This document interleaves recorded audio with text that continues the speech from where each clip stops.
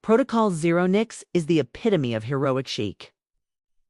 Her RSI features porcelain pale skin contrasting with stark, heavy eyeliner and dark purple lipstick.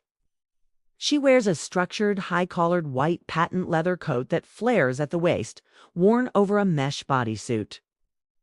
Her hair is platinum white, cut in a severe, sharp-angled bob that moves stiffly like rendered geometry. In combat, she wields a katana that glows with pure white light. In the real world, she is beautiful but exhausted, wearing a ragged gray tank top, her body marked by the ports of the machine interface. The survival of the hovercraft Icarus and its crew. Trapped in a mechanical line with a swarm of 500 sentinels closing in, the protagonist must interface directly with the Machine City source node to trick the swarm. The real world was cold, smelling of stale grease and recycled terror. But inside the construct, it was warm. It's too warm. Nyx stood in the center of a burning dojo, the flames licking at the paper walls but never consuming them. This was the representation of the firewall she was hacking. Military-grade intrusion countermeasure guarding the Machine City's local sentinel coordination grid. In the pilot's chair of the Icarus, in the real world, Nyx's body was seizing, foam gathering at the corners of her mouth as the neural feedback spiked. Here she was a goddess of war. Nyx drew her katana, the blade forged not of steel, but of pure cryptographic decryption keys. It shimmered with a blinding white light. Opposite her stood the Gardena towering samurai armor construct, empty and hollow, representing the encryption protocol. Tank, talk to me, Nyx thought, her mental projection speaking to the operator in the real world. They're breaching the hull, Nyx. Tank's voice was distorted by the EMP charge building up in the ship's capacitors. You have 60 seconds before the squiddies tear us apart. If you don't confuse their sensors, the EMP won't clear enough of them for us to escape. 60 seconds. In the Matrix, that was a lifetime. The samurai charged. It didn't run. It glitched forward, teleporting in jagged intervals. Nyx closed her eyes, sensing the rhythm of the data stream. She ducked beneath a massive overhead swing that would have lobotomized her instantly. She slashed upward, her code blade biting into the samurai's armor.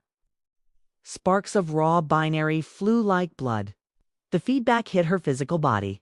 On the Icarus, blood began to trickle from Nyx's nose. Her heart rate monitor was screaming a flatline warning. She can't take this.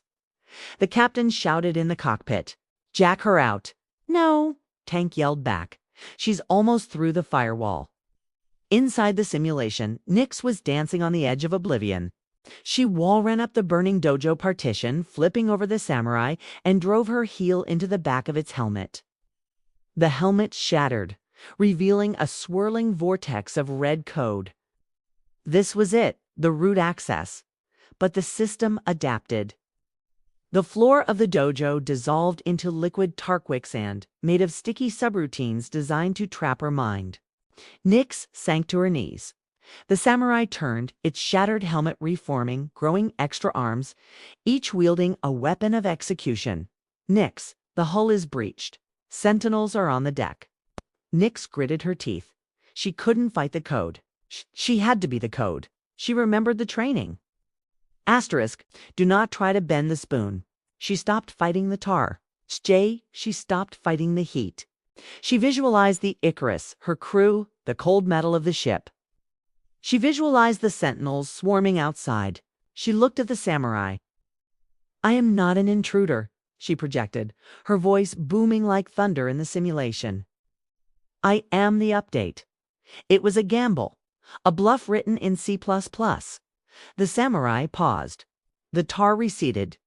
For a microsecond, the system queried her claim. That was all she needed. Nyx exploded into motion, a blur of white leather and chrome. She didn't strike the samurai. She thrust her hand directly into the red vortex of its chest. The shock was agonizing. It felt like sticking her hand into a fusion reactor. She screamed, her digital avatar glowing so bright the dojo bleached white. She seized the coordination signal. She felt the minds of 500 sentinels in the real world. They were a hive, a singular consciousness of destruction. Look at me. She commanded the swarm through the link. In the real world, the sentinels tearing at the Icarus froze. Their multiple red eyes shifted, blinking in unison. They stopped cutting. They turned on each other. Nyx rewrote their Friendorpho identification tags. For 10 glorious seconds, the sentinel swarm descended into civil war, tearing each other apart in a frenzy of laser cutters and tearing metal. Inside the Icarus, the captain slammed his fist onto the EMP trigger. The blast wave of electromagnetic energy washed over the ship, disabling the surviving machines instantly.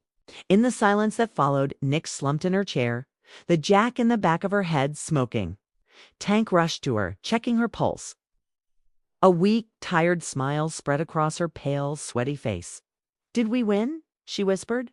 "Yeah, Nyx," Tank breathed. "We won,"